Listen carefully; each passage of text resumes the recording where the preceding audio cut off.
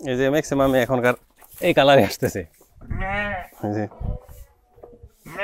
এইটাও তো ওইরকমই কালো, এটা স্যার এটাও লাল সাদা,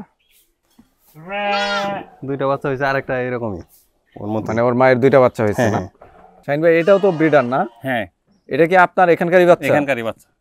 এইটাও তো মাশাআল্লাহ অনেক ভালো সাইজ, আর বডি ওয়েটও তো অনেক হবে, যে বড় পাঠাটা দেখলাম ওটার মতোই হবে। হ্যাঁ কিন্তু এটার মানে মাথার কালারটা ওটার মতো আসে নাই। মাশাআল্লাহ। এটার বডি ওয়েট বর্তমানে কেমন হতে পারে? এটার বডি ওয়েট 55-এর মতো হবে, প্লাস মাইনাস একটু একটু হইতে পারে। মানে মিনিমাম 50 কেজির উপরে হবে? হ্যাঁ আশা করি। তো এটাও তো হাত বদল হবে তাই না? হ্যাঁ হ্যাঁ, আর ওর বয়স অল্প তো, মাত্র 2 দাঁত হয়েছে। মাত্র 2 দাঁত? হ্যাঁ, তার মানে বয়স মাত্র 1 বছর। 1 বছর একটু বেশি হয়েছে। মাশাআল্লাহ। এটা কি মা ভেড়া নাকি? হ্যাঁ ফিমেল বেড়া। এটার বয়স কেমন হইতে পারে, মানে কয়বার বাচ্চা দিছে? এটা 2বার বাচ্চা দিছে, এখনো বাচ্চা আছে ওর একটা।